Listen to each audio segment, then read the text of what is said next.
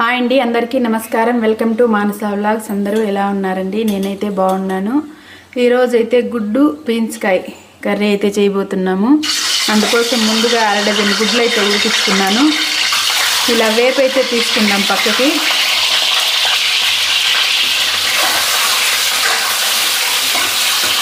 గుడ్లునైతే ఇలా వేపేసుకోవాలండి. మొదట్లోనే వేపైతే పక్కకు తీసుకుందాం. ఇప్పుడు అదే ఆయిల్లోకి పోపు దినుసులు అయితే వేసుకుందాం. ఇంకాస్త ఆయిల్ కూడా వేసుకుందామండి.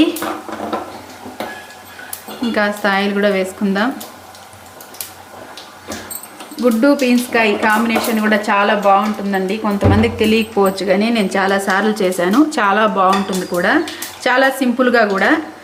ఇప్పుడు ఆవాలు అయితే చిటపట్లాడాయండి. ఎర్రగడ్డ సన్నగా కట్ చేసుకున్న ఎర్రగడ్డ అయితే వేసుకుందాం. ఎక్కువ మసాలాలు అవి ఇవి ఏది పెట్టాల్సిన పని లేదు, చాలా బాగుంటుంది. ఒకసారి తప్పకుండా ట్రై చేయండి. ఇప్పుడైతే సన్నగా కట్ చేసుకున్న ఒక 5-6 పచ్చిమిరపకాయలు కూడా వేసి వేపుకుందాం.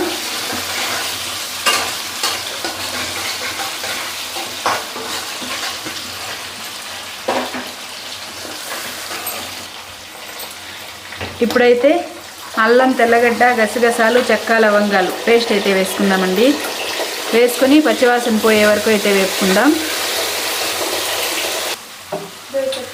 ఇప్పుడైతే బంగాళాదుంప అంటే ఉర్లగడ్డ సన్నగా కట్ చేసుకున్న బీన్స్ అయితే వేసేసుకుందామండి. ఇప్పుడు ఒకసారి బాగా కలుపుకుందామండి. ఇప్పుడైతే పీన్స్కాయల్ని, ఉర్లగడ్డని ఇలాగే కాసేపు అయితే మగ్గనిచ్చుకుందాం ఆయిల్లో.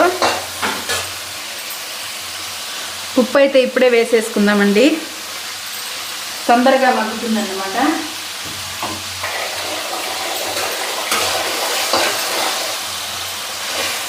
ఇప్పుడు పీన్స్ అయితే కాసేపు మగ్గినాయండి. టమోటాలు అయితే వేసుకుందాం. ఒక పెద్ద సైజు టమోటాలు 3 అయితే కట్ చేసుకున్నాను. దాదాపుగా ఒక చిన్న కప్పు టమోటాలు అన్నమాట. వేసి అయితే బాగా కలుపుకుందాం. ఇలా ఆయిల్లోనే కలుపుకుంటూ అయితే బీన్స్ కానీ టమోటా కానీ ఓ 50% ఉడికిపోయే వరకు ఇలాగే నీళ్ళు వేసుకోకుండా అయితే వేపుకోవాలి. ఎందుకంటే గుడ్డు ఉడకడం ఎక్కువ టైం పట్టదు కాబట్టి మనం గుడ్డు వేయకముందే బీన్స్ని అయితే ఉడికించుకోవాలి. చూడండి,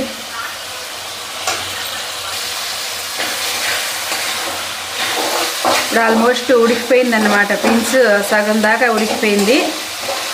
ఏ వెజిటేబుల్స్ అయినా సరే మరీ మెత్తగా అయితే ఉడికించుకోకూడదండి, అందులో ఉన్న పోషక విలువలు పోతాయంట. నాకు ఇలాగే ఎవరో తెలిసిన వాళ్ళు చెప్తే తెలుసుకున్నాను తప్పితే నాకు కూడా తెలీదు.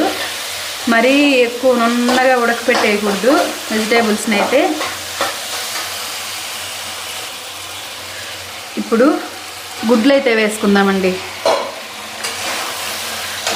గుడ్లు అయితే వేసుకొని ఒకసారి బాగా కలుపుకుందాం.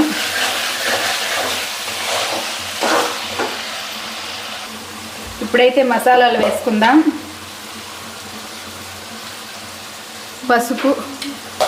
పసుపు టేబుల్ స్పూన్లో, అంటే పసుపు డబ్బాలో చిన్న స్పూన్ పెట్టుకుంటాం కదా అంతన్నమాట. అలాగే కారం మనము పచ్చిమిరపకాయలు వేసుకున్నాం కాబట్టి 1 స్పూన్ కారం అయితే సరిపోతుంది. ధనియాల పొడి 2 టేబుల్ స్పూన్స్, అలాగే జీలకర్ర పొడి 1/2 టేబుల్ స్పూన్,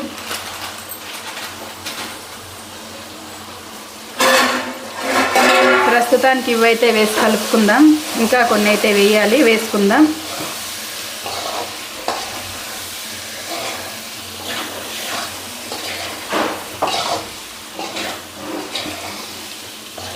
మసాలాలు కూడా అలా తిప్పుకున్న తర్వాత అయితే నీళ్ళు పోసుకుందామండి. అల్లం మిక్సీ పట్టుకున్నాం కదా, అల్లం మసాలా వేస్ట్ కాకుండా మిక్సీని అయితే కడిగేసుకున్నాను. మళ్ళీ ఏందక్క బాలేని నీళ్ళు పోస్తున్నాం అనుకోవద్దండి, అది అల్లం నీళ్ళు అన్నమాట. ఇంకా ఆసిన నీళ్ళు అయితే వేసుకుందాం. సరిపోతుంది ఈ పూటకైతే చాలు. నెక్స్ట్ మళ్ళీ ఏందైనా చేద్దాం. ఇలాగే ఉడకనిచ్చుకుందామండి ఇంకాసేపు.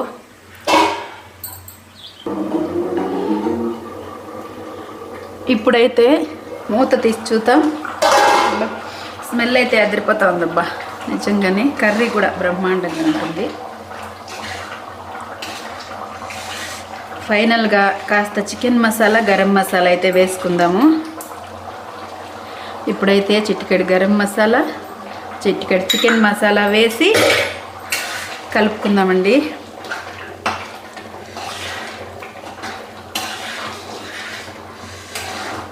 మునక్కాయ గుడ్డు కర్రీ, మునక్కాయ గుడ్డు పులుసు, మసాలా కర్రీ కాదు, చాలా బాగుంటుంది. అలాగే బీన్స్ కానీ, బంగాళాదుంప కానీ, అలా ఇంకా కాలీఫ్లవర్ పువ్వు కానీ వీటికైతే మసాలా పెట్టుకుంటే బాగుంటుంది. మన బీన్స్ తోటి ఉంది కాబట్టి నేను బీన్స్తో కలిపి చేశాను. టేస్ట్ ఇంక చూడాలి మరి ఎలా ఉంటుందో. బాగుంటుంది ఖచ్చితంగా. ఇంక స్టవ్ కట్టేద్దామండి. గుడ్డు బీన్స్ కర్రీ అయితే రెడీ అయిపోయింది.